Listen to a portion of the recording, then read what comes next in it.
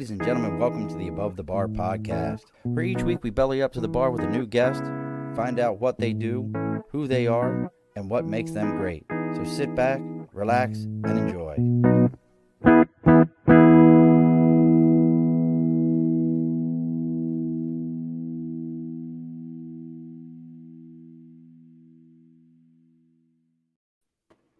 All righty, folks, welcome back to the Above the Bar podcast. It's your host, Sean. We are bellying up to the bar today with someone who thinks he's glorious in his own image, stares in the mirror and says great things about himself. You were fucking talking to my wife again. Just ask him, he'll tell you himself. He's got his own podcast. It does all right. It's not as entertaining as this one. Well, it's gonna be like that, is it? Oh, it's gonna be like it. So I told everyone we'll get into this in a minute. So we've got Mr. Donnie Boivin, who is the head, and I'll let Kevin know. You said you were in charge of it all. The Success Champions Network, the Growth Mode podcast. He's got another podcast that's getting ready to. Has the other one launched yet, or is it getting ready? That one's been out for a while. The actual Success Champion's been out for a number of years. So we've got another podcast. For those of us that are into the podcasting, he does a couple more episodes than me on a download, like 25,000 an episode, a couple more than I do. I'm not buying it, though. I think it's all bots. That's what I'm telling everybody. But we have a good friend. We're really, really doing well in Kenya right now. So I saw that. I don't understand that at all. It's so amazing. He's big. I used to tell people all the time I was big in Kenya. Like Kenya has loves podcasts. I don't get it. Yeah, I'm blown away. I was big in Kenya. Really but we have Mr. Donnie Boivin here joining us. He's bellying up to the bar with us tonight. Oh, wait, wrong button. Oh, he's the only guy I know that actually has that sound effect in his pocket when he walks into rooms, so that he walks in, he's like, "Can I get an espresso?" Donnie, welcome to the bar, brother. Dude, I totally forgot to line up the ba-dum bump for you because I feel like I'm gonna need that a lot. Oh, okay, I got it right here. There you go. We got it all Thanks, set, brother. But Dude, Donnie's I'm another. Stoked to hang out with you, man. Donnie and I met a couple months ago. Yeah. We met through Mike Latuna, who's been on the show for the International Professional Wrestling Hall of Fame. Who, if you don't know it, folks, is officially in the Times Union Center here in Albany. Mike was a big part of that. And I was introduced to Donnie, and we hit it off. We hit it off like Marines hit it off right away, most of us. Right. I'm pretty sure we call each other an asshole in the first few minutes. So yeah, there was definitely some form of asshole and what color crayon do you eat? Right. Brought up. And I was like, and I don't know. And this always comes up. And we're going to get into house cleaning here in a minute, folks, but what years were you in? 95 to 99. Okay, so my first year was 94. That crayon shit wasn't a thing. No, dude, that shit came out. I literally Googled that shit. I was like, what the hell is this crayon on? And you can't find a definitive answer on it. No. Well, what kind of answers have you found at all? What was the one is that you're so dumb that you would eat a box of crayons. That you are never made it out of the elementary, so you never learned how to write with anything more than a crayon. Or some of the ones I've seen throw out there. I'm loving them all. I mean, I'm okay being the knuckle dragger idiot because I wasn't a freaking idiot when I went in. I mean, I was blue collar, freaking born poor as shit. I had no direction in life. I had to do something because it was a requirement for folks like us. But we're going to get ready to get into it. We're going to be talking about networking and not being an asshole, which is Donnie's entire thing, which I love it. And it's a weird thing because I think so many of us think just by asking for somebody to join their network or talking to someone, you think you're an asshole. That's not a thing. It's a whole conversation. But before we get into that, and if you like our podcast, Donnie helped me. I'm going to quote right now before I even get into the house cleaning. Because of Donnie, I went back and I renamed. At that point, I had like 65 or 70 episodes. I renamed every single episode. And we're going to get into why that was important. That's something Donnie did for me, why I did that. So we're going to get into that also. I want to know the results of it too. I want to know what its effect. I will tell you because I don't know the exact numbers, but I will tell you. I definitely seen an improvement. So as always, folks, right over my right shoulder, for those of you that are watching us live and for those of you that are listening to the audio, we have our board for Sticker and a Cause. If you believe in something, I don't care what it is, you've got your own podcast, you've got an organization that you're supporting locally, kids little league, I don't care what it is. Reach out to me. I can be found. Our social medias are Facebook, the Above the Bar Podcast. You can find me on Instagram at the Above the Bar Podcast. Our Twitch is the Above the Bar Podcast. Our email is the Above the Bar Podcast at gmail.com. The only one that's goofy, the only one is our Twitter, which is at Above the Bar 4, because I couldn't get the Above the Bar Podcast on Twitter for whatever the reason is. So we're at Above the Bar 4 on Twitter. You can reach out to me on any of those social media sites. Let me know what your cause is. I'll give you an address to send it to. Send it out to me.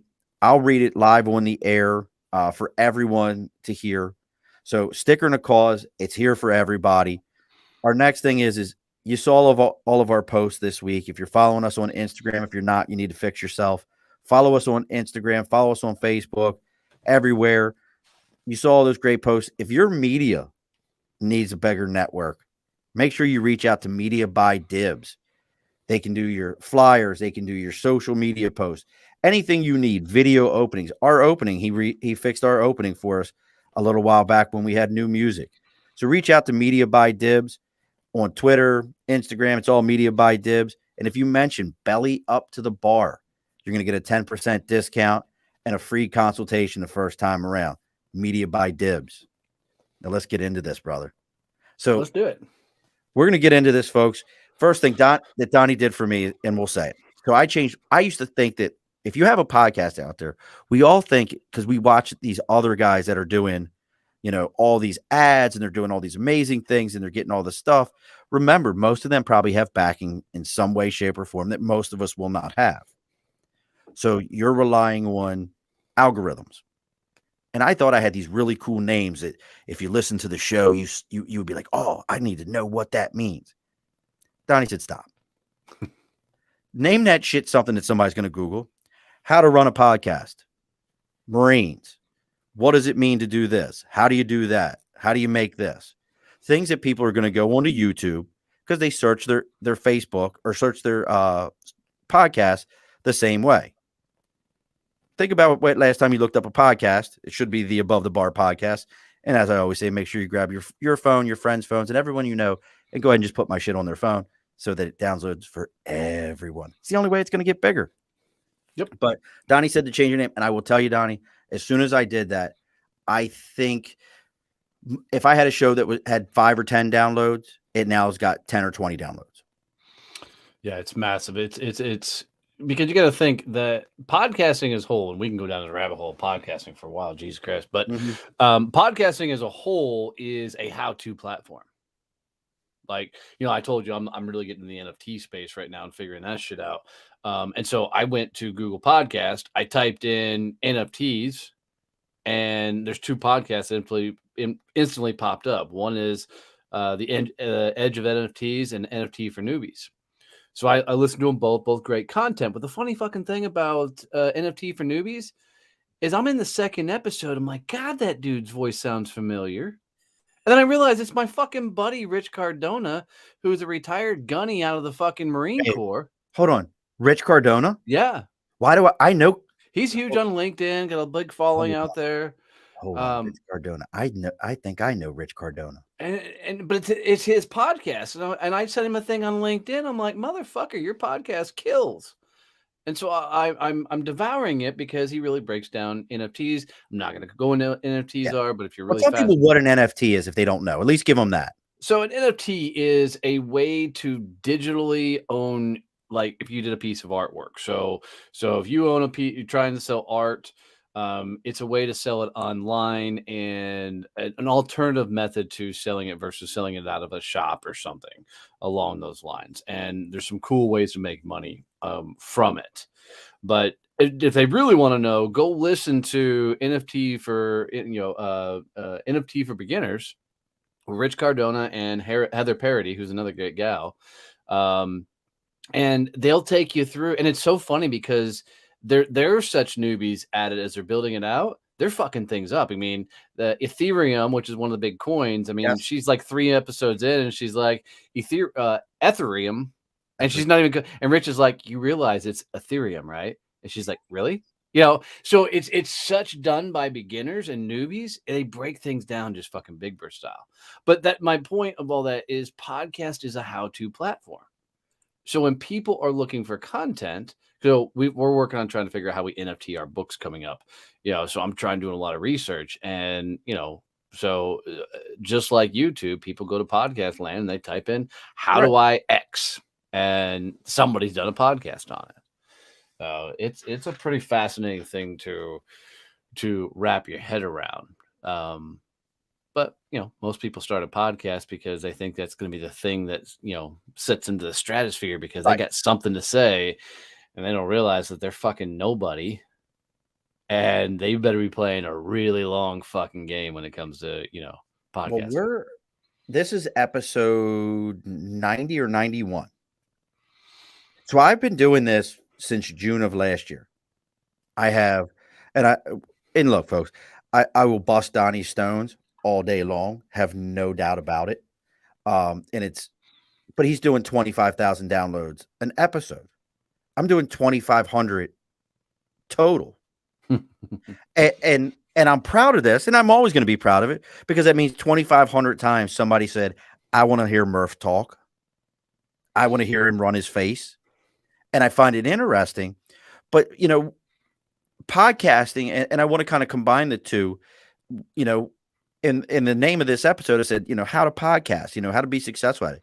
The first thing I'm going to tell you, the secret, and I'll see if Donnie agrees with me or not, is don't expect to be successful anytime soon. I agree with that. There's other things I think are more important, but I agree with that. I always feel like if you think that way, and I did it. I've talked about this. Well, I think I talked about it with Brian. Brian Merrill, who was on last week, another service member, another successful small business person. And I don't believe any business is small. If it's paying my bills, that bitch ain't small. Right. But keep in mind, him and I talked about it. One of the first things I thought, I reached out to somebody who I knew had a successful business. And I said, hey, you want to sponsor me? And he was very kind to me. He could have just been like, I'm going to ignore you. But he was very kind to me. And he said, come talk to me when you do 1,000 in 6 months. If you're doing 1,000 downloads an episode. Smart guy. And he was kind to me and he explained it to me. Folks, I do about 20 to 30 if I'm on a good week. This is a big, long game. So, but part of it, I have an amazing network. And that's what Donnie has come up with. And I want him to talk about what he means when he says that how to network without being an asshole. And it really kind of resonates with me because in my line of work, my day work, networking is everything in my world, whether I'm doing my day job, whether it's podcasting. And I say to somebody, and I've said it to Donnie, hey, if you know somebody that you think will be a good guest on my show, let me know. Introduce me. That's networking. Oh, don't worry. I'm throwing Kevin at you next. Well, I've already got Kevin lined up. I've got Kevin lined up, and then I've got one lined up with you and Kevin. Oh, shit. Look at this go. You didn't realize that, right? I do now. God, he sent you a message. Fuck, dude. If you saw how many freaking conversations and shit that I have going on a regular basis, this is why if it's not on my calendar, don't exist. Dude, literally tonight, another guy said, hey, are you ready for our interview at 7:00 tonight? I'm like, yeah, no. He's like, what do you mean no? I'm like, fucker, that's not on my calendar. He's like, we've been scheduled for a couple weeks. I'm like, you never sent me a calendar invite to set that thing up.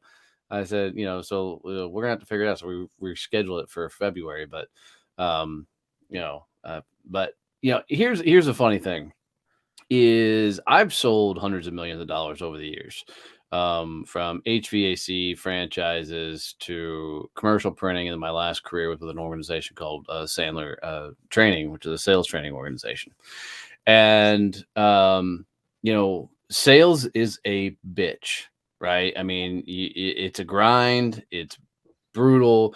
You've literally got to not give a shit what people think about you. I mean, you got to turn off the noise, and you got to put food on the table, right? So I grew up in the cold call world, and I literally one day while selling commercial printing, I'm like, fuck, man, there's got to be an easier way to do this. And, there's got to be something else that will work. And that's when I found networking. And I tried a lot of your traditional networking type groups, your chambers, your rotaries, the BNIs, all those things. And I was selling commercial printing where my average sale was, 50 to a $250,000. And, these little bitty places weren't going to fucking get me there, So I quickly, back in the day, started forming my groups of people that were going after the same size of business and everything. And admittedly, when I first started out, I'm like, I'm bringing people to the groups, and these motherfuckers better bring me business. And so I literally looked at all these people and saw them almost like they had a target on their chest. What are you drinking, by the way? This is Widow Jane 10-year bourbon. Widow Jane. So, so I am, and talk about networking. I actually now have a person, who all she does is a PR person that represents small batch distilleries. Oh, no shit. In my network, who you remember Kathy? You mentioned Kathy? Introduced her to Kathy because all these small batch folks need help. Yeah. But this one is actually made. We talked about it last week. It's made in American oak barrels, pure limestone mineral water from legendary Rosendale mines of New York. So if you're a small batch liquor company and you happen to listen to this, you want an easy fucking plug, send this motherfucker a bottle. Oh, all day long. All day long. I just don't understand how people aren't using guerrilla marketing. And we'll go back to networking, but yeah, guerrilla marketing at their finest. Find a podcaster who's doing a live podcast that likes to fucking drink. Send him a goddamn bottle and watch the shout out. All day. It's funny things like that people should be doing. What is that one? Pick 6 vodka, which is a Saratoga-based Pick 6 Saratoga Racing. I always talk about them. If somebody says to me, that's a perfect example. That's networking. Yep. If somebody says to me like, hey, I'm looking for a vodka to make, I'm like, oh, you got to go drink Pick 6. Pick 6, that's the one. I don't know vodkas for fucking anything. But I will tell you right now, they're great human beings. Right. And I'm going to tell you, go drink their shit. That's how everything should be done, man. That's how everything should be put together. And, for me, I had to learn some hard lessons in networking. I really thought that by bringing people together that they were going to fill my pipeline for me. And I was sorely mistaken because, when you get around running and gunning people that can actually sell, are running 100 miles an hour. Yeah. They're going beast mode. You look at them as you're going to fill my pipeline. They're going to look at you and say, fuck you. What are you going to do for me? I'm going to eat your lunch. Yeah. Yeah. So I had to learn that to become successful in networking, man, you got to be the guy that can get other people to the guy. And now, what do you mean by that? Now, hold on for a second before you go too far beyond that. What do you mean by that? So the best networkers in the world are some of the best salespeople in the world. They know how to go get their own business. They realize that networking is a way to double up on what their activities are. So let's say, what type of companies do you typically do recruiting and stuff for, staffing for? In industrial manufacturing and warehousing. Cool, beautiful. Manufacturing's awesome. So let's say I'm still doing sales training and I go and I sell a manufacturing company and I'm now going to train their entire fucking sales staff.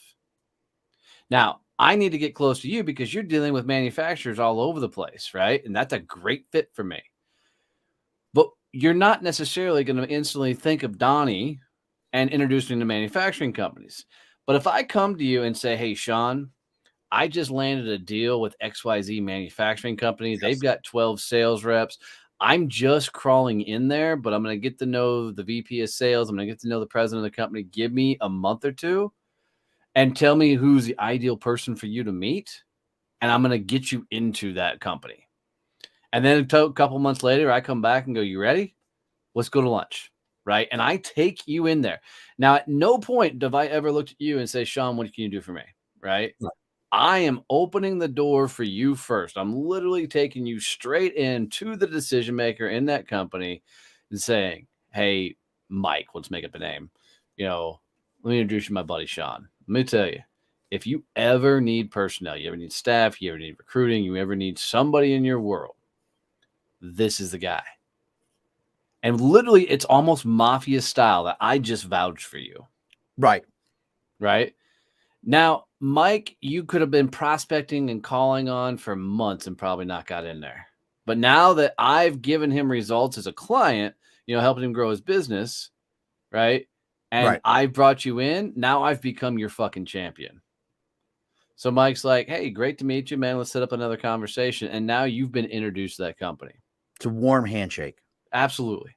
And it's funny you say that because the first thing that came to mind to me, now this is a sales background for me, and I don't normally tell everyone my sales background, but I'm a monster. I don't have a problem admitting it in a world. I will take, if you're not a good salesperson and you're on my team, I will eat my young. I will do everything I can to train you, but I will eat my young. And I don't, because like Donnie said, this is a monster's business. Yeah. It really is. And let me clarify monster. I mean, we're not saying be a jackass. Not mean. Well, and I'm not saying try and get one over on somebody. No. I'm not trying to take advantage of somebody, but it takes a unique individual to be able to reach out to somebody who doesn't fucking know you, get punched in the face verbally, and go, well, that was fun. Can we do it again next week? Yeah, all day. Ray Gagnon. One day I'll have to introduce you to Ray. In a moment here, folks, we're going to make hard lefts, and any form of podcast is going to go out the window, and you're going to listen to two Marines talk about, let me introduce you to this guy and that guy. I got a person for you. Ray Gagnon, we used to call the devil, not because he was a mean, horrible person, but Ray could sell anything to anyone. And I still respect Ray to this day. And I know other Marines that he is pissed off beyond, that wouldn't piss down his throat if his stomach was on fire. But Ray has taught me so many times. He owns one of those J-Dog junk removal now, and he has his own sales training. But that's a perfect example of a guy who networking, sales, that I used to watch that guy and just go, fuck, I suck at my job. And I was a recruiter of the year, and I would watch that guy and go, I don't know what I'm doing.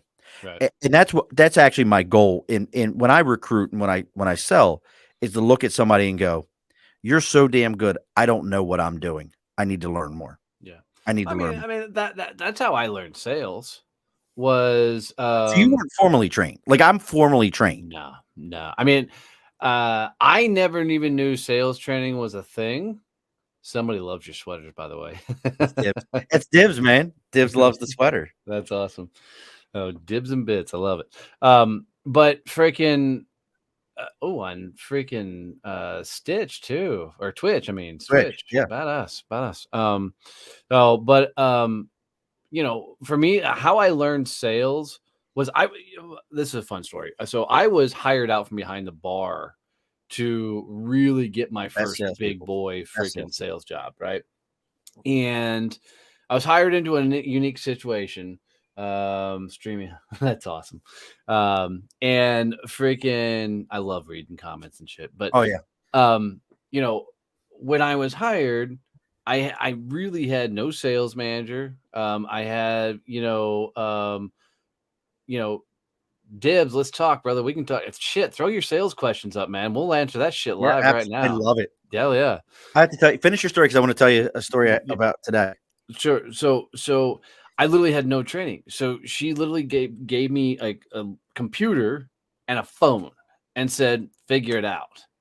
So my first sale really ever was to my own mom. And I sold her a set of business cards, and my own mom beat me up on fucking price. She's Oh, like, I "Yeah, love I'm it. not paying that." I'm like, "What do you mean I'm not, mom? I need to figure this shit out." She goes, "Well, here's your first lesson. Here's your first I'm not lesson. paying that price." And my mom's the sweetest, most kindest, gentle-hearted lady in the Oh, love it. world. So, And so it came to the purse strings. yeah. So what the first thing that I did to figure out sales is I found the most successful sales guy in the company and said, "All right, what the fuck did you do?" And he goes, "I sold." I'm like, "Well, that doesn't tell me anything, dude." And he goes, "Grab a phone book." I'll show you how far ago it was. He goes, "Start with A and call. When you get somebody to invite you in for an appointment, I'll tell you what to do next." I was like, "Okay." Dude, that's real. That's like throw the kid in the pool and I hope you swim Yeah. old school. Yeah. And I called my brother who had been in sales for a number of years. I'm like, dude, how do you sell? How do you cold call? What is this? And he's like, well, you call up and you say hello. I'm like, well, I do that. Then what? He goes, ask them if they need printing. I'm like, dude, there's got to be more than that. And he's like, call me back when you try that. I call him up. I'm like, company. I'm like, do you guys need printing? Well, what kind of printing do you do? What? That fucking work? How did that work? you know, so it's been a fun journey to figure this all out. But I did the whole rise to commercial printing in Fort Worth, Texas. I was one of the top known fucking print sales guys out there. There's only one guy in the entire state that outsold me ever. And even then, I had to go from here's Donnie, the blue collar kind of kid, to the slick back hair, over the top clothes, to realize that guy's just a fucking asshole. Wolf of Wall Street. Yes, yes, yes. And getting into big games and fucking stupid poker nights and stuff. But to come back to the dude who wears, ball cap and t-shirts and just myself and down to earth and sell a hell of a lot more that way. I don't even hear a goat in the background. Not right We're now. good. You might hear my new puppy in a little bit, but you have to get into the network to know about that. But it's funny to me. So you're trained, trial by fire, as Dib said, baptism by fire. I was, I've always said it. I've said it a million times on this show. My father's the greatest salesman I ever knew. I can list my father's accolades, and it's mind-boggling how good he was. it's awesome. And the old man, trips, things that just blow your mind. And I've said it on here a million times what the secret to sales training to sales is. But I'm formally trained. Where you're trial by fire, I went through the Marine Corps had a company called Achieve Global, who I don't even know if they're a company anymore. They were around for like 30 some years doing the Marine You were a Corps recruiter, right? I was a recruiter for the Marine Corps, but we went this formal sales training on, to the point that, I was certified through a private company on train the trainer for sales techniques to be able to sit down with somebody like a Donnie and say, well, let me teach you how to teach someone how to sell. Like I've gotten to that level, the very formal sales training. And I love it. I had a conversation with a guy today in Vermont who was like, hey, I'm trying to get this guy a job. And I taught him, and I don't know if in my world, this is very important. Needs, goals, desires. Right. What, why? What is your need behind your need? And we're talking, and I was like, well, tell me about his needs, goals, and desires. And I told him about that a while ago, and he came back to me and said, I did that, but I couldn't get nothing out of him. I said, that's not an answer. I said, okay, well, let's talk about it. And we went, and this is what I love about sales training. I said, okay, so you didn't get nothing out of him. Let's role play it. And we went through and we role played it. And it's not that role play, folks. There was no leather. There was no gags. At no point I did guarantee he's got a couple whips sitting behind him, guys. That's totally different, though. And that's self, But we went through it, and I love I don't know why I love sales training so much. Have you ever thought about that for yourself? Well, Like, why you enjoy it? you know, so when I got into Sandler, I was when I interviewed for the position. And what was Sandler? Hold on, So tell her. Sandler Training is one of the largest sales training organizations in the world. So I didn't get into sales training. I didn't get formally trained in sales until I was 14 years in. Hmm. Right. So by the time I got to Sandler, I was straight beat the fuck out of, learned how to sell, self-taught all the way through. Nobody taught me anything. Matter of fact, a gentleman did try and teach me sales one time. And as soon as he opened his mouth, I laughed at him because I knew the shit he was trying to teach me would never work in our game ever. It was dumb. He was just such a greaseball. But Ah, dude, let me when tell you how to sell that. Like, I yes, got this thing. yeah, yeah, This thing yeah. is gonna work for you. So, I got recruited out of printing to go work for a sales training company, and when they brought me in for the interview, I said, "Look, I got no desire to be a fucking trainer." I said, "I just want to be a sales guy." And they're like, "Good, because we don't need a trainer."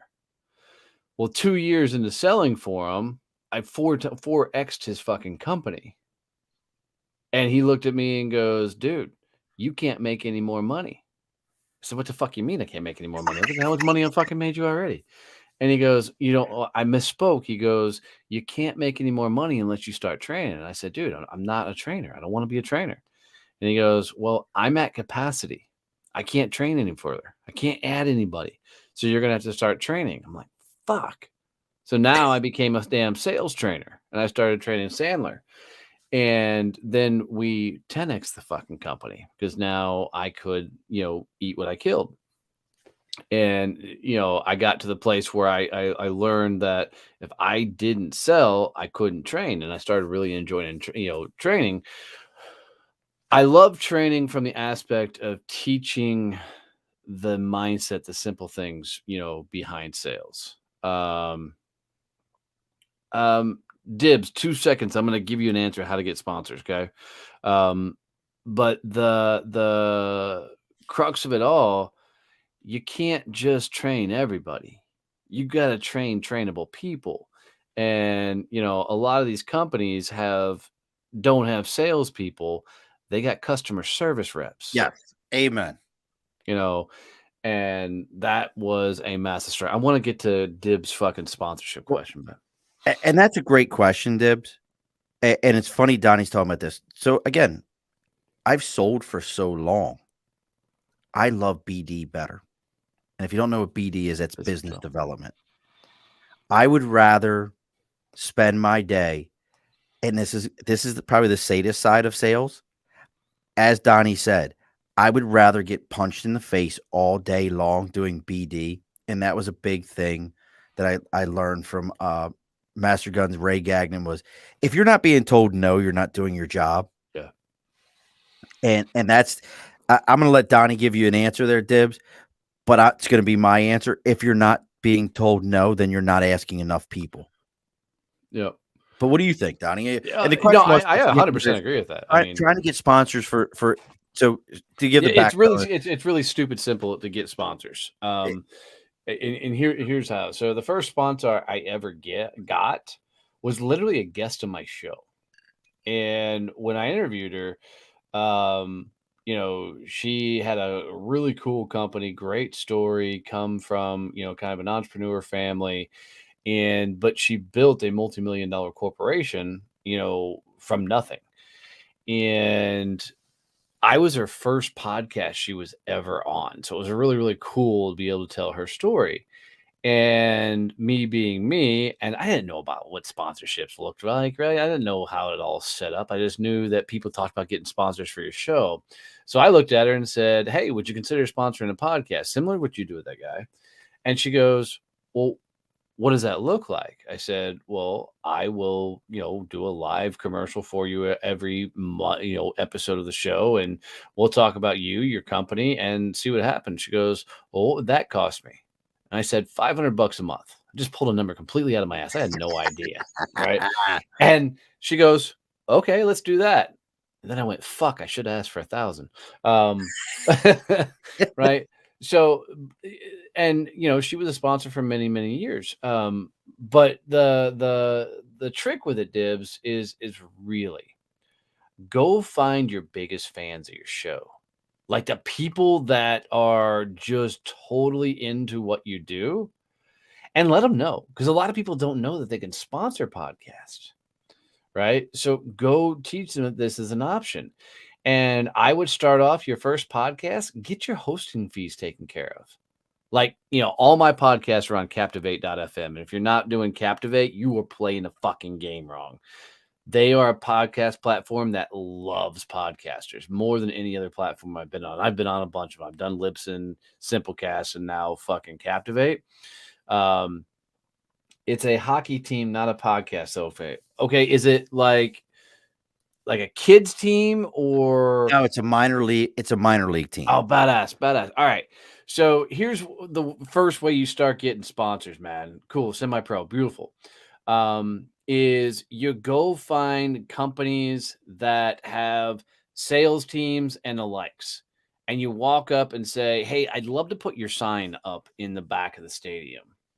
Right. So people can see it every damn time, every week. Here's what we're going to do. Is if you will pay a small fee,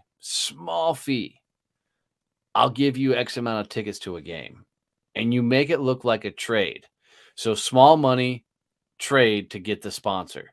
You get that first one that will say yes to small money, and I'm talking $100 a month, something stupid small, and get their sign up in the stadium, something, give them, or just tickets to the game. You'll fuck them and announce them at the game. As soon as you get that one that will pay small money, and basically you're just trading them for tickets, okay, to give them the tickets to the game, then you use them as fucking leverage. You start calling up everybody and say, hey, I just got John Smith HVAC Company to sponsor, and this is some of the things we're doing for them. These are some of the options we can do for you. Like, would you like to be on fucking center ice? I'm doing their offering season tickets and spots on social media advertising during the game. I just secured someone for $250 monthly. Fucking beautiful. Yeah, now use that as fucking leverage, dude. So call up other people and go, man, let me tell you what we just did for John. And leverage it, because people want to be a part of the cool club. So make the cool club a place for them to freaking hang out. So, and now what I would do is say, hey, why don't you come to a game? And then with this sponsor that's paying you $250 a month, while you're at the game, make a big deal about that sponsor. Like, show that sponsor off. At the announcements, go, hey, just so you guys know, if you look at section XYZ, you'll see XYZ sponsor. And the other person that you're courting to be your sponsor is like, fuck, for $250, that dude's getting announced, getting talked about. He's meeting the fucking players. All right, let me come play this game. And it's an ego stroke, because you only sponsor a fucking hockey team to stroke your ego. Right? So, so go play to the ego. So go find your wealth management companies. Go find your gunslingers that are hungry, and they'll throw money at you. But you got to wine and dine those guys a little bit. And think blue collar, Dibs. Yeah. Yes. I will tell you, when I think about those kind of things, reach out to your company, your big HVAC company in the area, your heating plumbing company in the area. Those are the guys that, are willing to, they're sports guys. They grew up with sports. So in their mind, sports were that important to them growing up. They remember the WB Mason ads. I've been looking for construction companies and stuff, and companies that love to support being there. You know what, Dibs, you know what I would 100% do if I were you? I would start a podcast all about your hockey team. Yeah. And then I would go fucking interview all these motherfucking people that run businesses that geek out on hockey, and do nothing but talk hockey with your prospects. That's it. Because now you're interviewing them, cheap mic setup, you don't need anything fucking fancy. And now you call up these construction companies and you tell everybody you're looking for, CEOs of companies that used to play hockey. Ooh, I got it. Go, jump. So this is what we love to do. So I promise you, there is a Pee Wee hockey league in your local area. If they've been on the ice, or you get them to like at halftime to play a Pee Wee hockey game, just a quick game. In that conversation with the hockey coach, find out what the parents do for a living. Yeah, dude, I seriously. promise you, if you find out that the parents, because hockey to me is like rugby and soccer in England. If you ever go in England, they talk to you about soccer is a hooligan sport played by rich men, and rugby is a rich man sport played by hooligans. Yeah. And hockey is that way in the States. Hockey is a rich man's sport. You go find those parents and start saying, hey, yeah, by the way, bring your kids to a game, and you start sponsoring those kids. Those kids have parents who have money, who have construction companies, who have those businesses. Well, and imagine if you had a podcast, and stay away from Vetrepreneur Tribe. Yeah. That place is a shit show. But and the veteran community as a whole in the business side of things, until they find success, just avoid it for the most part. And we're veterans telling you that. Yeah. Oh yeah. 100%.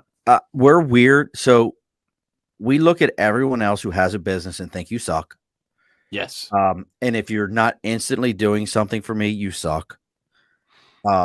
And that's really kind of who we are. And we love each other and we'll do for each other. But if you're not us, fuck you, you suck. You're exactly right. I'm not trying to sound like a douche, but that's just how we are. For sure. But yeah, I love this kid's idea and getting to know their parents, because now let's say you just do, even if the fucking Facebook Live, not even a formal podcast, and you're like, look, why don't we come and we'll talk about your company, what you do. We're just going to do it at the rink. So let me give you a behind the scenes fucking tour of the rink and come hang out. We'll do a thing. We'll talk about your company. We'll promote the shit out of your company. And now you get a captive audience that at the end, you're like, what if we could do this more regular? And we put your logo up in the freaking thing, yada, yada, yada. And you get a captive audience. Promoting sports teams, you've got to get fucking full on guerrilla style with this shit. Because people don't always understand, the value of having their logo promoted at each game, getting talked about and whatnot. So you got to get fucking wicked. There's a guy here in Fort Worth, Texas with me, Anthony, that helped start up the what's the Fort Worth soccer team? Oh, I forget. But the Fort Worth got a MLB soccer team. Okay. And he helped start it, get all, but this dude started a thing called my wife must be getting home. You're gonna hear the dogs. But got a thing where it's called like 100 Men Who Give a Damn or some shit. And he just started this fucking after hours networking thing where he brings 100 dudes in. You pay $100 to come to this thing, and they'll do it at different craft breweries or whatnot. And the $100 goes into a raffle, and 50% of it goes to, 50% goes to one charity, and the other 50% goes to another charity. So that's like fucking amazing. And so he brings all these people in that can afford to drop $100 to be at an event, highlights a couple of nonprofits, but on the underlying thing, he was telling everybody about the fucking soccer team.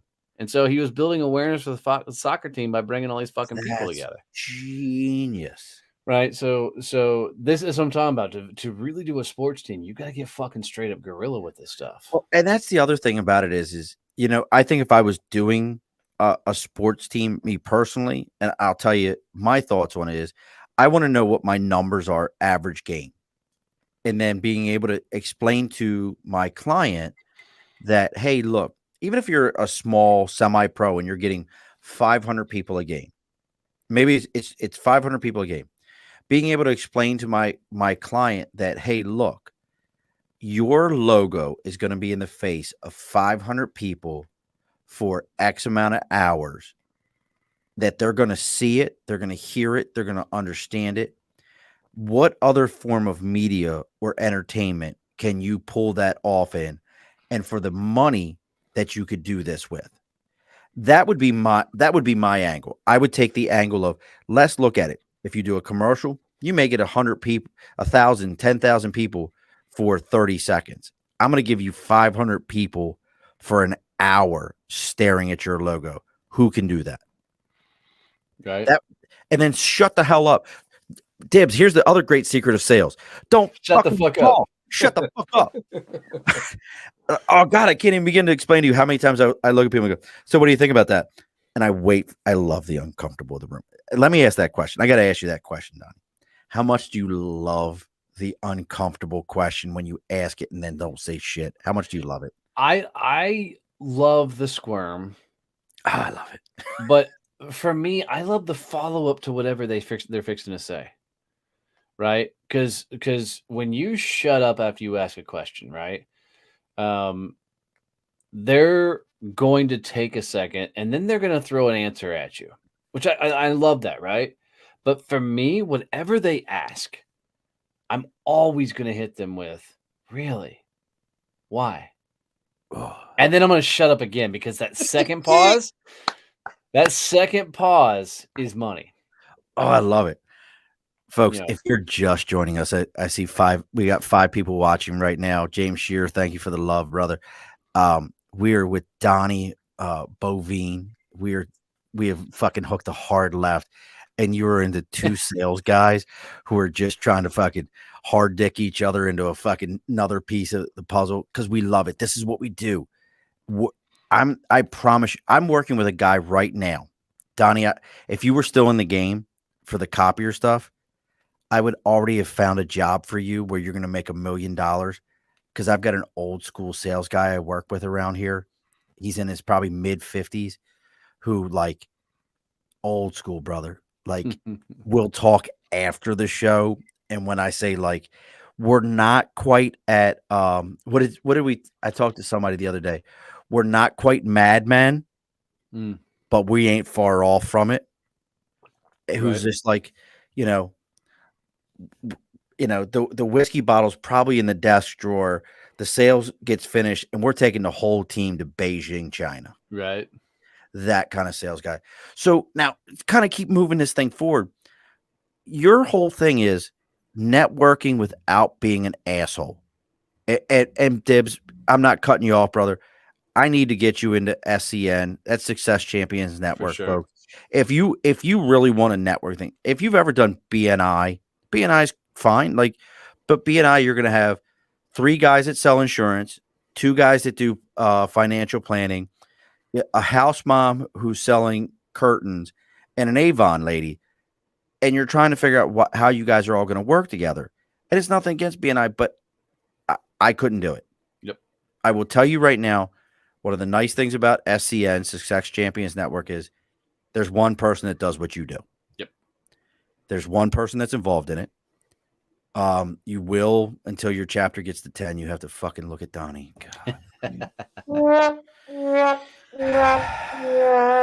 You were waiting this entire episode to play that fucking sound. Let me go ahead. But but the other side to it is, and I mess with Donnie, but you do have Donnie. You have access to him. You have access to other salespeople. In my group, there are folks in there that I would reach out to in a heartbeat when I have questions for sales, and I know what I'm doing most days.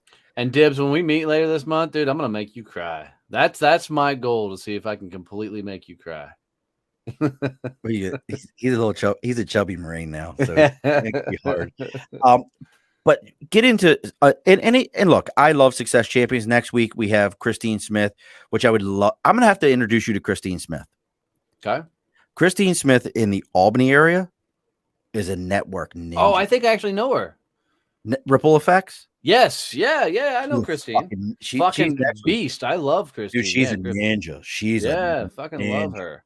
We have a lot of commonality when it comes to networking and shit. Oh. She's fucking good people. So tell everybody what you mean, because people are worried about everybody thinks just asking somebody in a networking question makes them an asshole. Yeah. So what does that mean? So here's the thing: is is networking is about opening doors for others. I truly believe that success is found when you can connect one person to the exact person they need to meet. I mean, go back to the earlier scenario. Like, if I can get Sean straight into the decision maker of a manufacturing company that would be looking to hire a bunch of people in the next year, Sean's going to fucking love me. But I don't give a shit if he loves me or not. Right? I believe in the universal law that if I do enough good shit in the world, the fucking universe is gonna take care of me. I don't need to give to gain bullshit. I literally just want to open fucking doors for other people. And the cool thing about that is when you open doors for others, dude, you are so top of mind for that person. Like, I set goals every week to make sure I do X amount of introductions and X amount of referrals. And to give a legit referral is extremely hard to do because it means you got to go find people that are actively looking for the services of another individual. You can make introductions all day long, to people That's a like, great point. right? Introduction is different than a referral. For sure. So, I think the number one metric salespeople should be measuring is how many referrals they're giving to other people, how many doors they're opening for other people, because I can tell you how successful you're going to be. I don't give a fuck how badass of a salesperson you are. If you're not opening doors for others, you're doing a transactional game. And if you're playing transactional sales, eventually you're going to get your fucking teeth kicked in because that means you're only working for that deal or maybe potentially the next deal. You're not thinking lifetime value. Right. So imagine if you look at your number one fucking client and said, who the fuck do you need to meet? And then you spend your entire fucking week going to find people that would help them in their business. Imagine doing that for your number one client where you go and say, hey, I've got 2 people that are legitimately looking for your services. Dude, that client ain't ever going to leave you. Right. Right. No. You're building life. And so for me, the entire philosophy of networking is literally building other people's businesses. And that philosophy is what allowed me to build the foundation for Success Champions Networking. And now 46 chapters across the US getting ready to open up in Canada. But it comes down to, the idea that if you get a bunch of motherfuckers together that understand this concept of opening doors for each other, dude, it goes beast mode. Because now you got real salespeople that are doing tons of conversations every week. You're top of mind for them because you're constantly opening doors for them, right? They're top of mind for you. And that's Big Nate. That's what Big up, Nate? He doesn't know how to play fantasy football, Big Nate. Don't worry, Nate. Somebody got to wear the fucking tutu when they lose. But dude, yeah, man, at the end of the day, man, life revolves. I mean, Zig Ziglar said it best. You help enough people get what they want, you'll get what you want. And that's the entire philosophy of everything we're doing. And, when you build a culture of GSDs, these get shit done people that are proactively growing their companies and doing the shit, life is good. Life is really, really good. Shaking my head. Yep. Now, I wanted to kind of, folks, this is definitely one of those shows that I'm going to try to keep it under 4 hours, but Donnie and I are kind of people that you're into my wheelhouse, and I love to talk about people, what they do and what makes them great. But we've brought up the term salesperson. And I understand Hollywood has changed your mind that a salesperson wears a seersucker suit, a shiny shirt, hair slicked back, shoes that cost more than your car does, at least one tooth has a bling to it, all the other shit that Hollywood has told you that a salesperson is. Your dad was a salesperson. Your mom was a salesperson. Your neighbor was a salesperson. All a salesperson means is somebody that has a goods or service that they think you would benefit from. Guess what? You all with an Amazon account, you've been sold on the idea that Amazon is a better deal from a salesperson. Whether it was your neighbor who told you I have an Amazon account and this was a great idea and it benefits me, they are a salesperson and they sold you on the idea of having an Amazon account. Yeah, for sure. I mean, for me, Sales is nothing more than a conversation, right? It's a conversation that typically happens between two people that naturally has a fucking outcome. Ha, Rich. He's a good fucking dude. We just connected. Nice. Um, but I mean, at the end of the day, people get so hung up over this idea of got to sell something.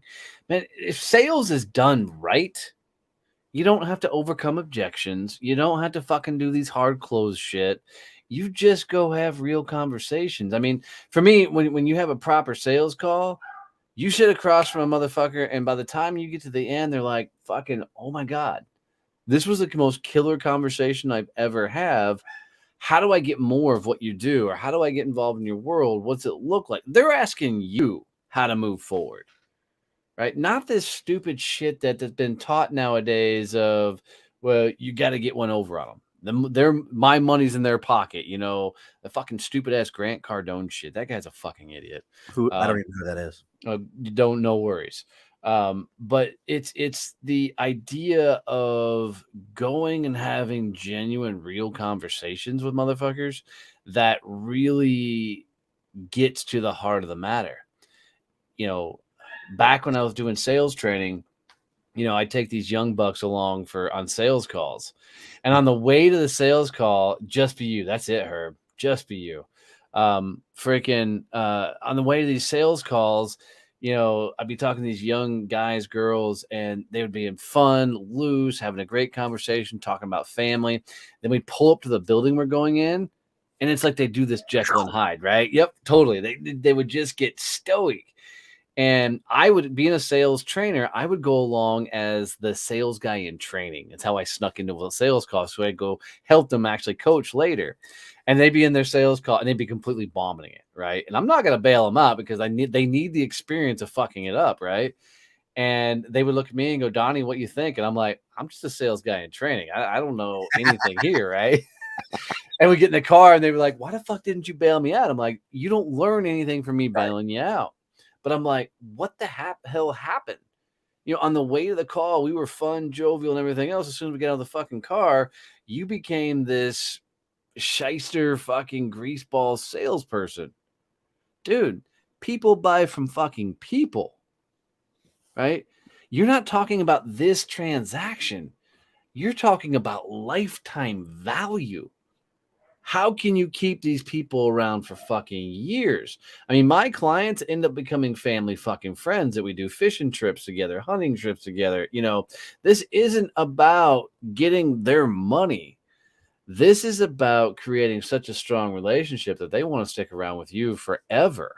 I've been in weddings of clients, I mean, it's you need to pour into these people, but most people are so inundated with the commission. I heard somebody coin this phrase that I fucking love. They got such commission breath. Right. Right. That they just fumble the fuck over all their words.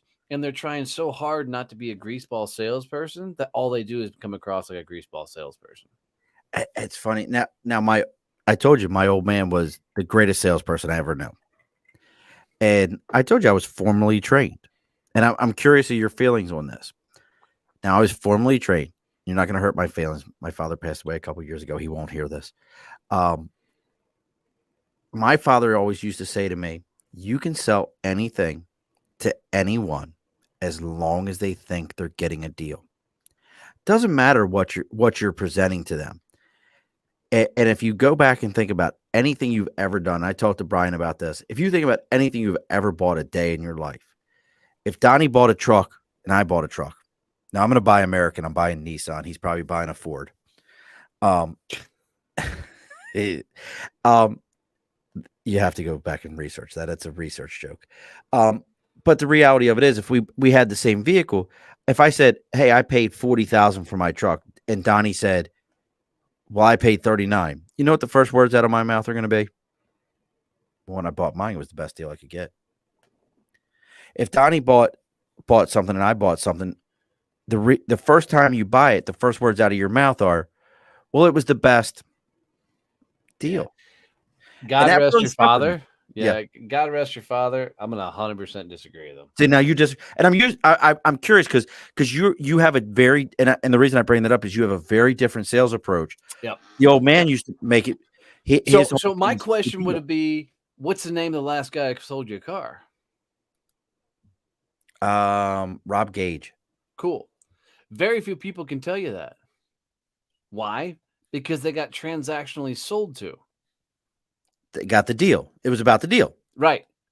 So yes, you can sell to somebody anything, right? You can, if they feel like the deal. I agree with that philosophy. Where I disagree is you don't go back. What do you mean? Because if you don't find that connection with that person, because at some point you're going to have the conversation with somebody and be like, okay, I paid $39,000 for that. And the other person's going to go, I paid 36 for that. My thought process is, fuck, I lost $3 fucking grand. Right. Right. Buyer's remorse. Thank you, Tim. 100%. And when you get to that point, I'm never going back to that sales guy because I just got fucked out of $3 grand. And you want to know who my sales guy was? Likely, yes. That's what I'm saying. So you want to know who my sales guy was, right? But the trick is, if both sales guys fucking came to the table and actually said, "Here's the truth. Here's what we're at. This is what you need." I mean, I've got a buddy that's got almost 500,000, following YouTube channel that teaches people not how to get scammed by fucking car salesmen. Right? Which guy is it? Which guy? Kevin Hunter. Look him up. Kevin Hunter. Is he the one that always has the young lady with him? Yes. Oh, I know who that is. I've watched Kevin's him good dude. before. Very good. Right. So, but at the end of the day, he wouldn't have a show if people were authentic, upfront, and fucking real. Right. So at the end of the day, it's not about getting the deal. I want you to buy the first car from me, the second car from me, the third car from me, the fourth. I want to be able to sell your kids their cars, their grandkids their cars. I want to provide you so much fucking value that the lifetime value of you is generations. Nice. And if I get the deal at the moment, I lose the generations. Because inevitably that sale is built on fucking quicksand. Because somebody's going to always come along with a better fucking deal. Interesting. It's definitely a different approach from, cutting the deal, being done with it. And like Herb said, it's about the relationship. Those are definitely, I love the difference in approaches. And I hope as we're doing this, folks, and I love that Donnie's on here, and I'm telling everyone, check out successchampionsnetwork.com. Look and see what it is. There's 46 chapters across the U.S. There's an A chapter now. That's the Canadian one. It's just the A chapter. We're just going to call them the A chapter. But, Matt's going to love that. Yeah, let Matt know. So, A. Or you can call it the Strange Brew chapter. Yeah, right. But it's definitely a difference in approach. Whether it's, and I guess, I was brought up on that. Making sure people know they're getting the best deal. I was brought up on that mentality, and it's just very, very different. And Herb's absolutely right. It works with podcasts also. Hey, are you building a relationship? That's why I love StreamYard. I've tried the other stuff out there. That's why I love StreamYard is, we're sitting here, Donnie and I, and we're having a conversation. But those of you that are with us right now, you're part of the conversation. You're part of the interaction. For those of you that listen to this on the podcast version of it, I thank you. I love you all because that's the time that you have with us. Please make sure you're making comments on everything, and I'll always answer your comments. But StreamYard's great because it builds that relationship. And yes, Herb, if it wasn't for Herb, I wouldn't be on StreamYard. The background that you're seeing, if you're watching the StreamYard, Herb built that for me. The little pieces at the bottom, that's all Herb. You see the Earplug Podcast Network, and I'm going to say it, and he may not like it. We all love you, Podfather, and we want you to get healthy and get back in the studio so we can have more shows with you. Tim, one of my bosses once said, Tim, I want you to go out today on your first day of sales, but I want you, Don't but I want you. don't want you to sell. I want you to go make friends. What a difference. What do you So think we're about that? get we're getting Sean hooked on phonics so he can learn how to fucking Yeah, I read. fucking reading is like I got that Baltimore education. I can shoot a motherfucker with a gun sideways. Wait, I can't say shit. I think we just showed our age with the hooked on phonics, by the way. Oh god, that Uh, might be it. Well, Baltimore used to have billboards all over the place. Baltimore, the city that reads. oh, Oh god, not well. no, not at all. Shouldn't Baltimore be the city that riots? No, it used to be. So I used to. This is a no shitter. And do you know the difference between a C story and a no shitter? No. So this is a great Marine one for you. So a C story probably has a bunch of lies in it.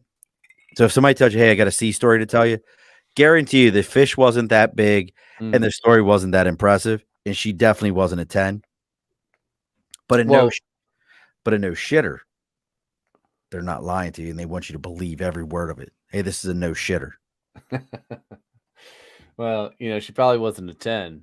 She was a 2 at 10. She just To happened a to be a 10 at 2. Yeah, this is definitely true. But so when I was when I used to live in Baltimore, I actually used to have a T-shirt that had a 357 Magnum on it, and you couldn't wear this shirt today.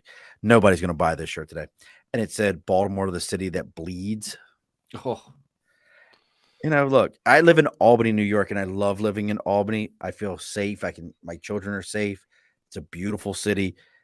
I don't like all of our rules, but it's a beautiful city.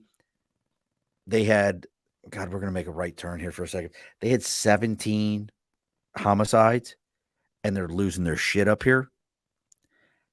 I lived in Baltimore. They're like 300 plus. right. And they're like, if Baltimore, if you've never been, is got a beautiful. great little area called the Inner Inner Harbor. Harbor. As you stay right there, life is good, man. You go a block outside the Inner Harbor, you're taking a hard turn to places you don't want to be. Yeah, no, it's a Yeah, different animal. yeah. You will find some of the best. You know what's all right? We're into it. You know what's one of the most amazing restaurants you'll ever go to in Baltimore, and it's a food source that you were going to be like, really, Baltimore? Spanish Tio Pepe's in Baltimore. I don't do TO. I didn't do PT. So we found on the harbor itself. So you guys just listen to us geek out on food a second. Fat Um, kid geeking out. but on the harbor, literally on the water, there's this oyster house, and you got to have reservations to get into it. Okay. Which one it is? If I could text my wife, she'd tell me the name of it. But it's the first time I've ever sat in a restaurant and they brought you an oyster menu. Yes. And dude, I didn't realize that oysters had Good like point. different flavors Oh, and completely. oh, dude, Completely. I spent so much money that night trying every fucking different oyster I could get my hands on. I Did you was have buying, Rockefeller? Did you have huh? Rockefeller? Did you have Rockefeller? Dude, they brought it out like a wine tasting or a whiskey tasting and all these different things, and it was fucking amazing. But it's a little dive bar. It's 2 stories, just a seafood place. The other thing that I found in Baltimore, only bar I've ever been in that is dedicated to Grand Marnier. We call it Grandma. Really? Yep. There's a bar there that you can literally buy a bottle of Grand Marnier. We call it Grandma, Yep. and Grandma. they'll put it Yeah. on the fucking shelf for you. So every time you come to Baltimore, that's your bottle. So there's a bar in Baltimore. God, I can tell you it's in Fells Point. Yeah, It, Fells Point's where this oyster bar is. it's on the corner. Actually, Fells Point's also, ladies and gentlemen, welcome to Food with fucking two fat guys. um, um, but that's also, so I can't think of the name of the bar right now, but it's on the corner in Fells Point. And Fells Point's an interesting place that if you go there during the day and the Fells Point Bakery is open, it's amazing. The smell of fresh baked bread is amazing. But then there's a bar on the corner. I can see it, but it was the only place I've ever been to that all their liquor bottles are on tap to include like schnapps, like 99 bananas. Oh, wow. And then you have High Tops, which is on the other corner, which is in the square. But then you have the Bop, which is brick oven pizza, and the Bop actually makes a dessert pizza, which is amazing. But here's an even crazier one. Do you remember the TV show Homicide: Life on the Streets? No. So that was it a TV show back in the 90s, early 2000s, where they were all about, crime in Baltimore. And I still will always stand by that. Homicide: Life on the Streets and the show The Wire and The Corner are why my city is all jacked up like it is, only because they felt like they needed to live up to the image. Right. I thoroughly believe that. Like, people are like, hey, TV says we're fucked up, so we might as well just be fucked up then, because it wasn't like that as a kid. But across that was Bertha's Mussels. Do you like mussels? I do. There's a bar called Bertha's Mussels. That's all they serve is beer and Bertha's Mussels. And you Oh, get a damn. T-shirt that says "Eat Bertha's Mussels." That's awesome. And in the TV show Homicide: Life on the Streets, one of the characters buys a bar. He buys Bertha's Mussels. Oh, no shit. And if you go to Baltimore, at the end of the block, they used to show this, the police headquarters, the station they were in. It's actually one of the firehouses at the end of the block in Fells Point. Oh, that's awesome. I Well, love it. if we're going to go that route, let's go another hard fucking turn. So, have you ever seen the show Walker, Texas Ranger? Absolutely, yeah. All The right. original one, not the new one. Not the original one with fucking Chuck Norris. So, that's filmed at a bar called the White Elephant Saloon in the Stockyards. Okay. One of my early jobs when I came back from Texas from selling franchises in St. Louis was I was the door guy at White Elephant Saloon CDs. Like a bouncer. Yep. So we always had to answer the questions about the show and everything. It was kind of fun. There's a country singer named Cody Jinks, and he's got the song "I'm Not the Devil You Think That I Am," and he's one of the first independent artists that never went to label that hit number one on all the charts. It's really, really fucking cool. But Cody taught me how to wait tables at a Bennigan restaurant, and then he was he was bartending at the White Elephant Saloon when I was a door guy, and one of the freaking singers didn't show up that night. And Jason, who was the manager, is like, fuck, what I'm going to do? And Cody's like, I got my guitar in the truck. And, Nikki, who was another friend of mine, she's like, well, go get your guitar. Motherfucker sat on a bar stool and played acoustic all night. In a Bennigan's? No. This was at the White Elephant. Sorry. Oh, okay. I thought this was at a Bennigan. Yeah, so, no. Wow. And that's how he got. And after that set, a guy who owned Longhorns down the road heard Cody playing that night. And after the set, Cody looked at Jason and said, hey, could I get an actual gig here one night? And Jason's like, yeah, you're not good enough. The owner of Longhorns heard that and said, come play at my place. I'll put you on a stool. And that's how Cody got his first entry into freaking singing country singing. And now he's one of the biggest names in the world, are up and coming in that world, so cool. Doing that. But have you seen Yellowstone, that show? I know the show. Okay. It's on my list of I still gotta watch it. If you want a man crush on anybody, Rip, you will fucking fall in love with. No. I would damn Don Johnson. Is that Don Johnson's character? No. It's the dude from Dazed and Confused. Which one? So the asshole that chases them all around with the paddle, beating shit plays Rip. Now I have to watch. Do you know how many shows I fucking watch? Yeah, but dude, here's a really cool thing where this all comes from.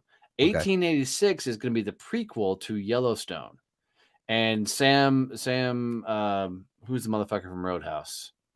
Oh, I know you're talking about. I know you're talking about. I don't know his name though. Sam Elliott. Yeah, Sam Elliott. Is going to be in this prequel, and so is Tim McGraw and Faith Hill. They just filmed a good portion of it here in the Fort Worth Stockyards because it's an Old West town. Oh. So everything. You're in Fort Worth. Yeah, that's where I'm at. It's Fort Worth. And so they I'm going to get Donnie's address, and we're all going to send him crayons to eat. Look here, motherfucker. You better be sending bottles. But yeah, so my old stomping grounds, they literally came in and brought in like hundreds loads of dump trucks and turned this back into an old dirt roads and Wow. everything, because it's the only place in the U.S. that has a downtown area that's still set up like an old Western town. You got That's hitching cool. posts. Yeah, it's a really cool tourist trap. See, that's going on here in the Albany area. So Troy, New York, you know, Uncle Sam, Yep. that's Troy, New York. Oh, So like the actual dude came from the, there? the real Uncle Sam is from Troy, New York. He's buried here in Troy, New York. Which is, it's a very interesting area. So HBO just finished filming some Victorian show, because they do the Victorian stroll down here and all kinds of stuff. So HBO just finished filming something down in this area, and it's interesting. You know, there's another example for you, Debs, or whoever's still listening. Find out what's going on in your community, and see how you can tie into it. Yeah. Because people want to do those things. Yep. People want to be part of those things. You know, Donnie and I, you know, look, Donnie and I are guys that you're going to drop us into somewhere with 50 cents in our pocket and a pen and a piece of paper. I'm going to get a fucking job. Right. I'm going to make money. Yeah, dude, anybody ever tells me they're looking for a job drives me fucking nuts. Everybody's hiring for fucking sales. Right. I don't give a shit. Everybody. And it's funny is because, you know, to kind of, we're going to get ready to close up the bar here in a minute. Donnie's got like a goat to milk or some shit. And well, I'm glad you got the milk, because it didn't sound like you were saying milk for a second. Well, I used to know a master sergeant that had a bunch of goats, and he would do goat milk cheese. Goat cheese, yep. Dude, have you ever had goat milk cheesecake? Oh, I don't know if I've had that. We do a lot of goat cheese and stuff, but bro, listen to me. It will fucking change your life. This dude used to sell cheesecakes that were only like this, like 6-inch cheesecakes, and they were made with goat milk at like $10 a pop, and he was doing it on base. That was even better. He was doing it on a mint. Oh, he was selling out every time, like, and it was like a crack deal. People would be like, "Hey, Master Gun, you got that cheesecake? Master Gun, you got that cheesecake, right?" But you know, we're guys that are gonna make this happen. We're always gonna find it. But I want everyone to take a moment, look up Growth Mode Podcast. What days does that come out there, Donnie? So new episode comes out every Thursday. So every Thursday, so tomorrow. Yep. So, and it's me and Kevin Snow, who's my chief operations officer, and we talk everything: sales, business development, growing and scaling your business.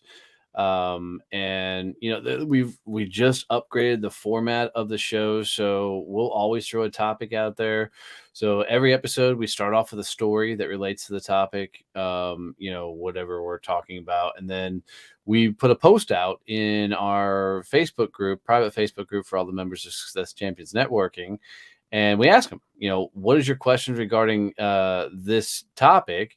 And we then read that topic live on the air, giving them some exposure, and then Kevin and I answer it. And we always What's finish this week's up. question? What's this week's question? So hold on, I'll tell you.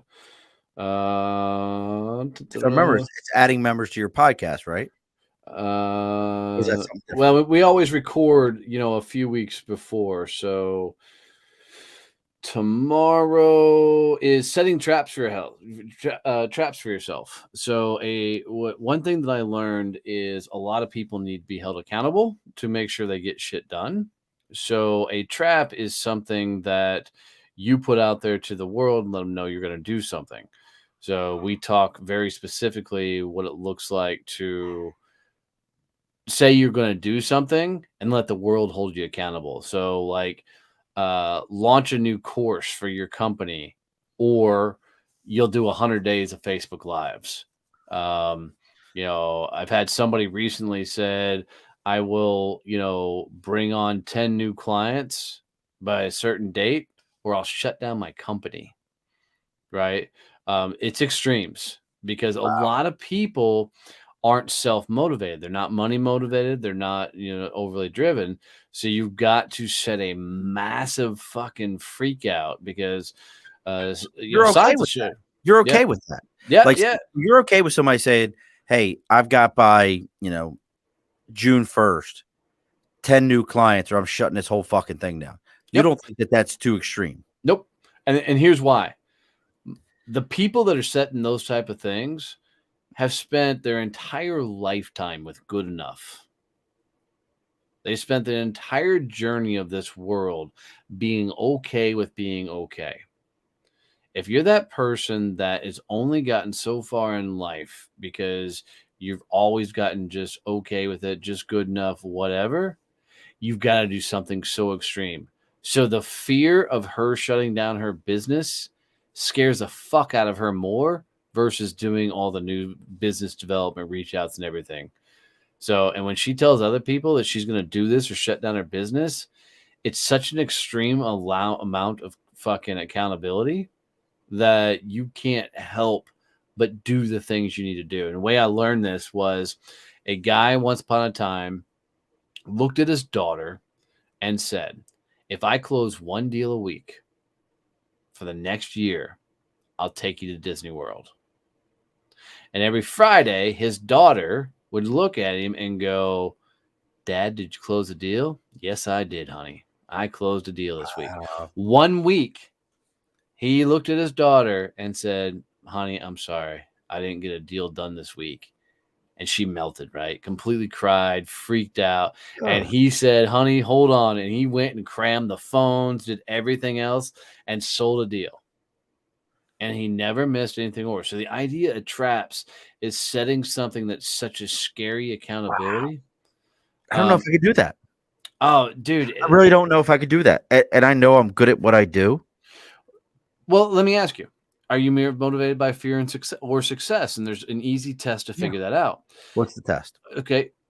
When you close a deal, you bring on a new client, is the first thought process, one of two answers. First thought process, do you want to instantly go get a deal or do you go, that's done? I don't, if I give you an answer that says, you'll have to determine my answer for me. When I close a deal, I dance. Okay. What's the next action? I go and try to find them somebody to fill that place. Like, so for me with staffing, so the minute I close a deal, I actually will stand in my office. Different question. And I shake my shoulders and then I go, now I got to go find them a person. Cool. What motivates you more? Looking at your bank account or looking at your investment portfolio? Bank account. Okay. You're motivated more by fear. So now tell me how that works. Because we're the bar's staying open, motherfuckers. Because I'm curious. Help me out here. So here's the real thing: the people that go, the deal's done, and go work on it, that type of thing, they are energized more by desperation. Like if you looked at next month and you had no business coming in, you'd be like, "Fuck it, I'm gonna go find a shit ton of business." Mm-hmm. But if you looked at next month and you're like, wow, I got a bunch of shit going on, odds are you're not going to push yourself as hard as you could. You're absolutely right.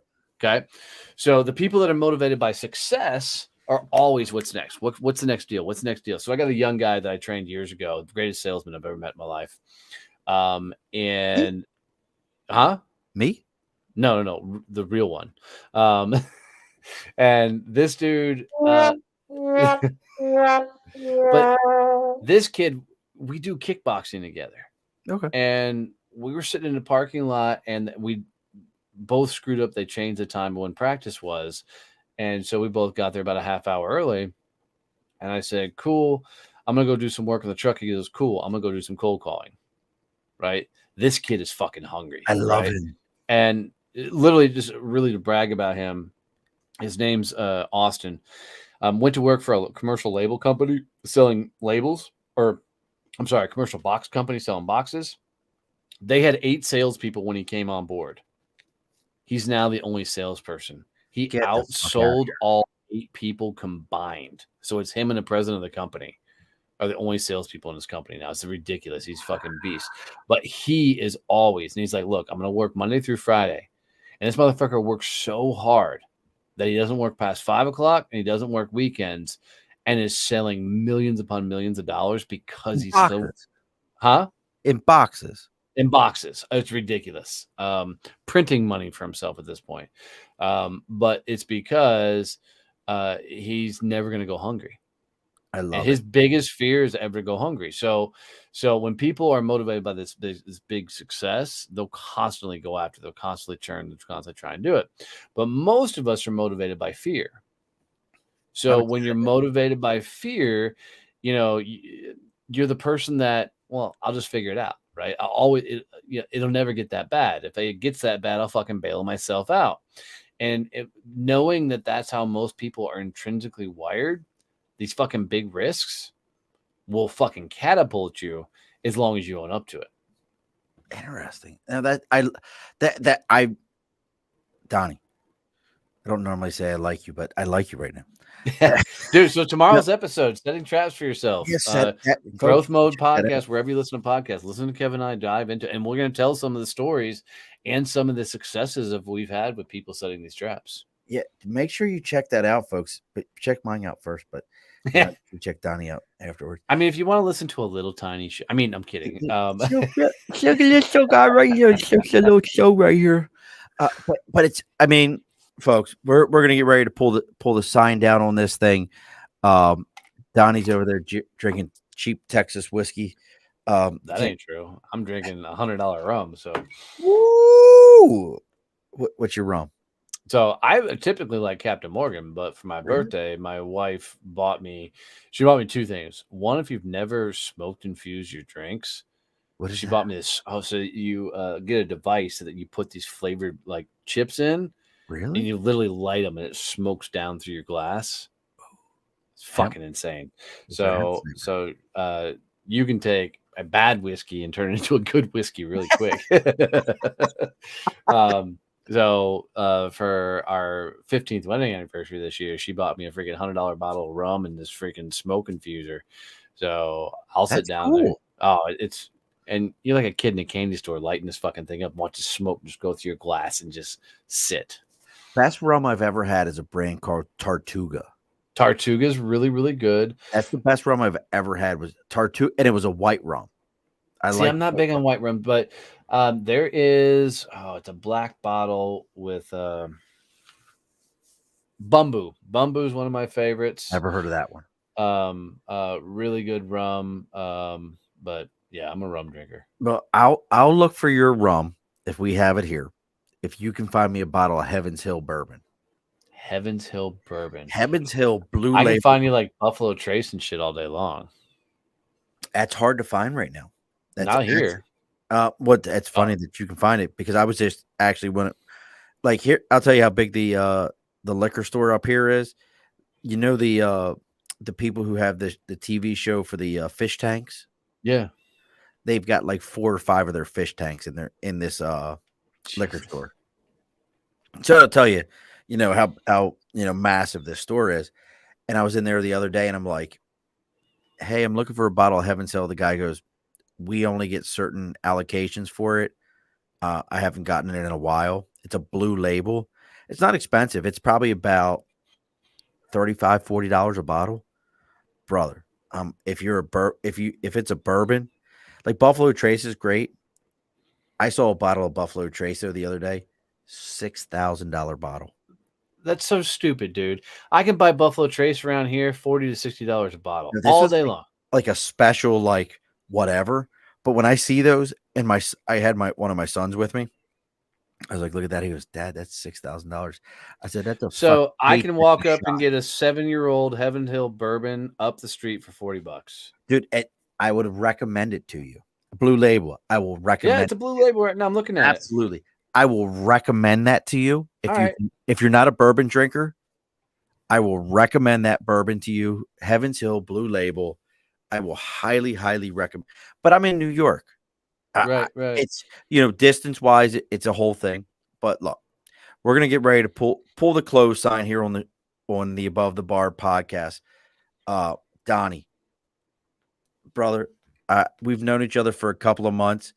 I would actually probably put you out with gasoline. I really appreciate. I'm kidding. Hey, let me do one quick thing for you. Yes, please. Seriously, guys, if you've hung out with us this long, you're still listening to the show, and you've got any value out of this, do Sean the greatest favor. And I mean, I really mean this. Fucking tell one other person about his show. Being a fellow podcaster, there's nothing more cool than when somebody says, hey, I shared your show with a friend, and they fucking love it, and they subscribe and they join in. You know, he's got a cool message, a cool platform, a genuine fucking good dude. Help him grow this fucking thing, because the only way his message reaches others is if you tell other people about his fucking show. So do him the honor of telling at least one person to tune in and check this shit out. Brother, thank you for that. Hell yeah. And I'm going to flip it. Make sure you go and you check out Growth Mode Podcast on all the major platforms. I'm going to check out, I actually wrote it down. I know you told me about it before, the Captivate.fm. Oh, I've got an affiliate link for them if you really, I mean, yeah, I'm you and I. And actually, the CEO of Captivate is coming into Success Champions Networking on the 27th of January to teach a podcasting workshop. Well, then 27th of January. Yep. Make sure I got the link. We'll have to. I'll have to sit down because this is someday I would love to retire and just do this all day long. Right. I'm good in front of my face.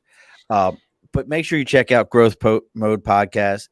Look around. If you're interested in Success Champions Network, reach out to me, reach out to Donnie. We're on every social media platform that you could ever imagine.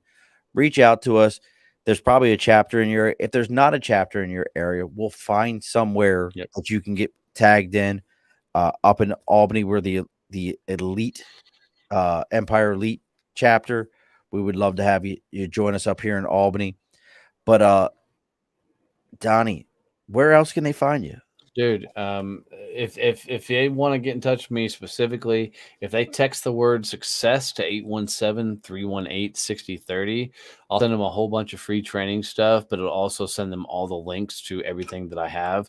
So text the word success to 817-318-6030, and we'll send you a whole bunch of free stuff to help you get better in sales or grow and scale your business. So, and that'll get you into everything we do.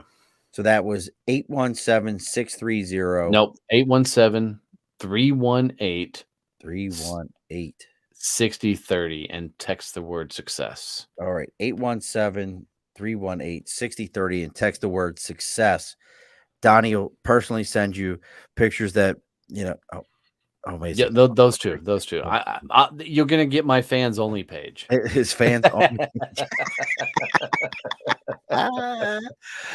Folks, make sure you send that over to Donnie so you can get yourself set up. If you're interested in anything from the Above the Bar podcast, you can go get you a personal sweater made. And we've got a bunch of new stuff on TeePublic. I found Joe Byron. Have you seen Joe Byron? No. You have to look that one up. Joe Byron. Right. Take me out to dinner, Joe Byron. But we've got all kinds of shirts now on the Above the Bar podcast on TeePublic. If you want to send us a message, the Above the Bar podcast on Instagram. Our Facebook is the Above the Bar podcast. Our Twitch is the Above the Bar podcast. Our email is the Above the Bar podcast at gmail.com. And as I always say, the only one that's a little bit goofed up is our Twitter is at the Above the Bar podcast 4. Donnie, we're going to get ready to close the bar here. And as I always say, do not log off. You and I got to talk for a moment. You know, that's one of the nice things coming on here. You get a little after hours talk. But as I always say, the guest gets the last word. So what's the last word there, Donnie? Freaking do something every day that scares the pure living shit out of you. I promise you, if you want to grow, go straight at the thing that freaks you out. Because it's not about overcoming that fear. It's about who you become going straight through the fucking thing. All righty, folks. Be sure to push your stool in. This has been an Earplug Podcast presentation, found on earplugpodcast.com, iTunes, SoundCloud, and wherever your favorite podcasts are found.